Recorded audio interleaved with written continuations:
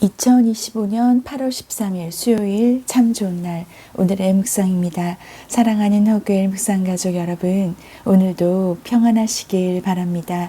오늘 함께 볼 묵상 본문은 창세기 32장 3절에서 12절입니다.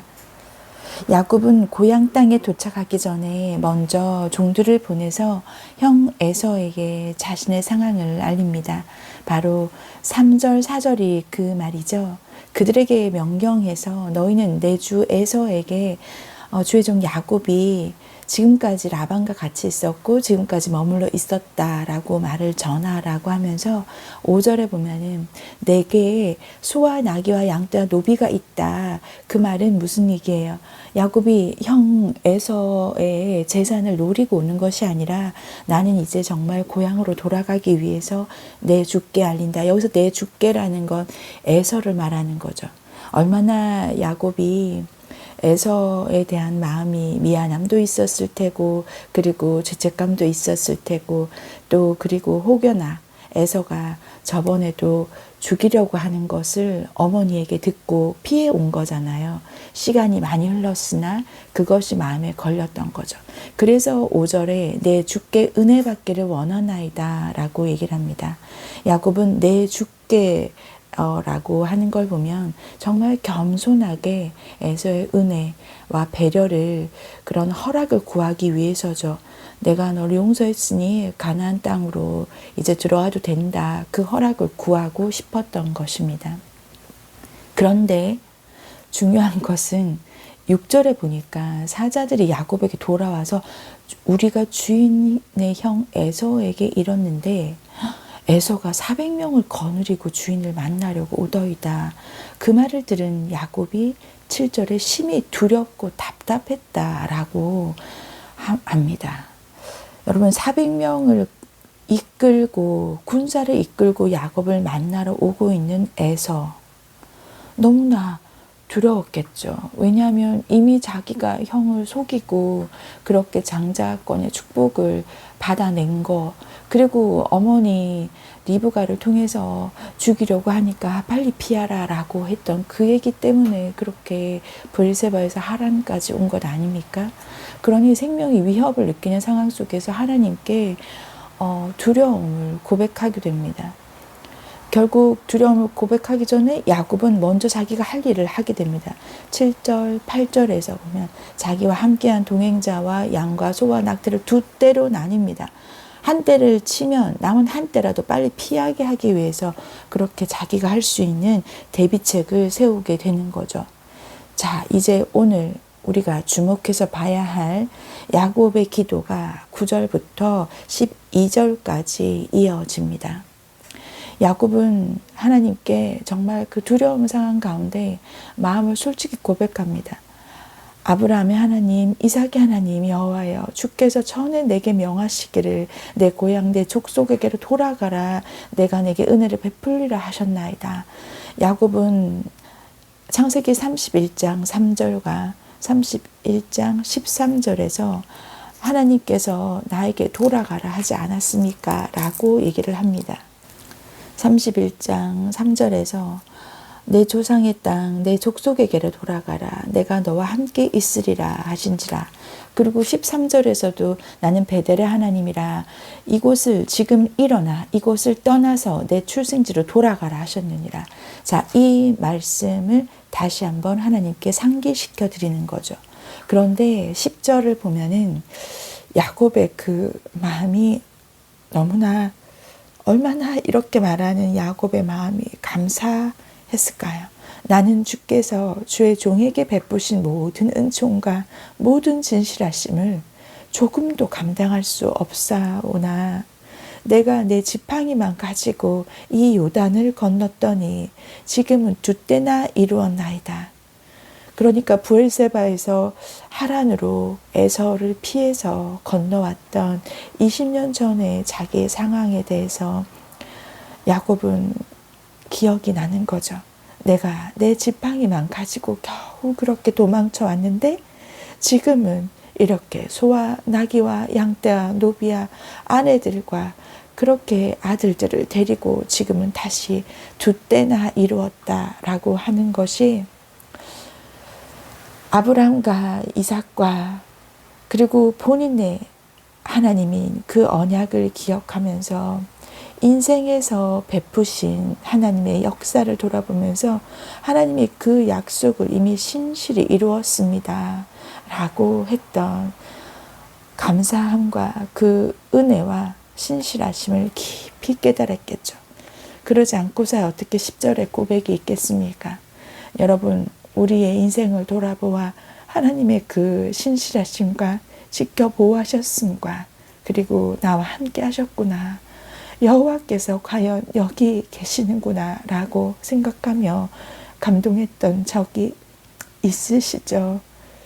우리가 가끔은 물론 어제 받은 은혜로 오늘 사는 것이 아니지만 그래도 우리가 한 번씩 마음이 무너질 때 하나님께서 나를 이렇게 신실하게 나를 지켜보하셨구나.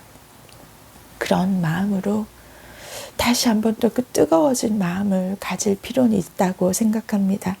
11절에 보면 내가 주께 간구하오니 내 형의 손에서 에서의 손에서 나를 건져내시옵소서. 내가 그를 두려워함은 그가 와서 나와 내 처자들을 칠까 겁이 나기 때문이다.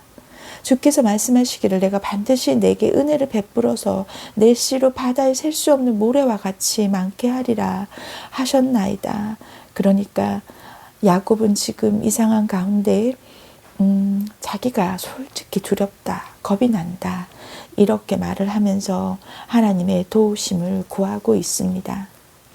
여러분, 하나님께 기도할 때는 뭐 그냥 거칠애로 괜찮은 척, 씩씩한 척, 용감한 척 할 필요 없습니다. 제가 하나님 앞에 기도를 할 때 개척하고 얼마 되지 않아 너무나 마음이 어려웠을 때 막 주변 사람들을 기도하고 막 이렇게 막 진짜 중보기도 만들어 놓는 저에게 하나님이 그러시더라고요. 금주야, 너는 괜찮아? 제가 괜찮은지 물어보는 하나님 앞에 제가 그때 얼마나 많이 울었는지 모릅니다. 하나님께서 그렇게 말씀하시더라고요. 너는 괜찮아? 너 왜 내 앞에서도 괜찮은 척하니? 너 왜 내 앞에서도 씩씩한 척하니? 그렇게 말씀하시는 아버지의 음성 앞에 제가 얼마나 많이 울었는지 모릅니다. 여러분, 다윗의 시편 왜 사람들이 많이 읽고 마음의 위로가 되나요? 시편을 보면 다윗이 얼마나 자기의 마음을 하나님 앞에 털어놓은지 모릅니다. 백성들아 시시로 그를 의지하고 그의 앞에 마음을 토하라. 하나님은 우리의 피난처시로다. 아멘. 시편 62편의 8절 말씀이죠. 그리고 시편 61편 1절에서 4절에 보면은 하나님이여 나의 부르짖음을 들으시며 내 기도에 유의하소서.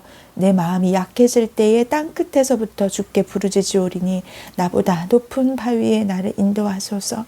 주는 나의 피난처시오 원수를 피하는 견고한 망대이심이다. 내가 영원히 주의 장막에 머물며 내가 주의 날개 아래로 피하리이다. 아멘. 다윗의 시가 너무나 생명이 위험한 가운데 하나님께 구하던 그 시가 우리에게 얼마나 큰 위로가 되는지 모릅니다. 그런데 시편 62편의 12절에 보면 여기서 우리가 오늘 제가 말하고 싶은 가장 중요한 내용이 들어가 있습니다. 주여 인자함은 주께 속하오니 주께서 각 사람이 행한 대로 갚으심이니이다. 아멘. 여러분, 주의 인자한 것은 주님의 소관입니다. 하지만 주님께서 어떤 분이신가요? 각 사람이 행한 대로 갚으신 주님이십니다.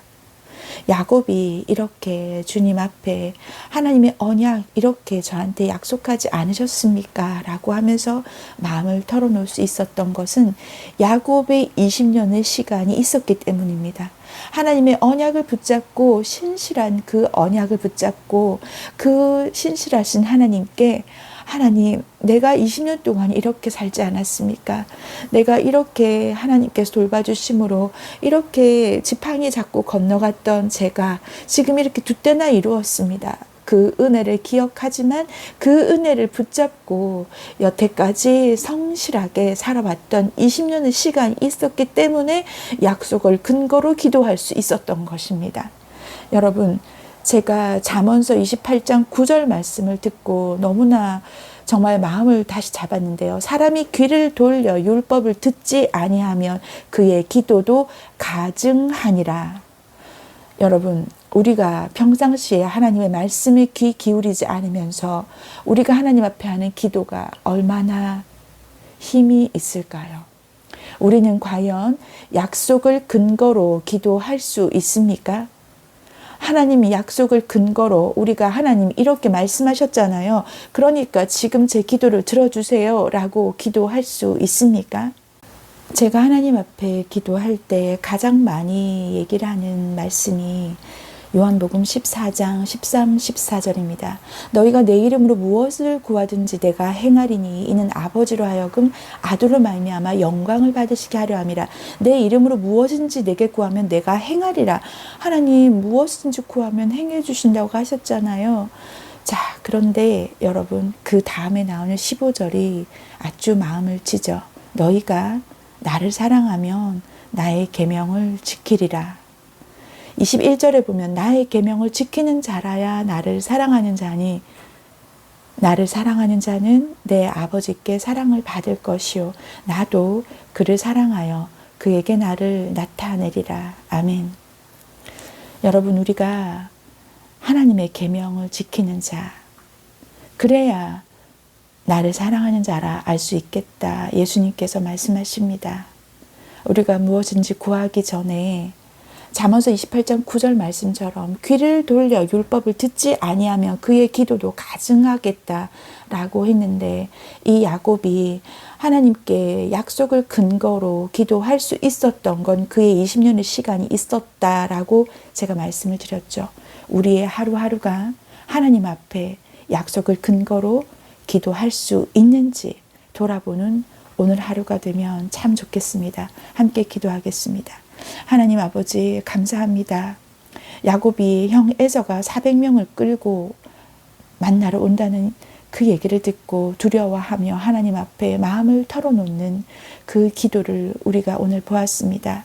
하나님 아버지, 우리가 하나님께서 이 성경 말씀에 있는 모든 약속을 근거로 우리가 기도할 수 있으려면 하나님, 우리가 이 계명대로 살고 있어야 합니다. 평상시는 하나님의 말을 전혀 듣지 않으면서 우리가 하나님 앞에 급할 때만 기도하는 그 모습이 우리에게 있다면 주님, 우리를 용서하여 주시옵소서. 하나님, 하나님을 돈만 내면, 돈을 넣으면 음료수를 주는 자판기처럼 하나님을 그렇게 하고 있지 않은지, 혹여 우리에게 그런 모습이 있다면 주님 용서하여 주시옵소서.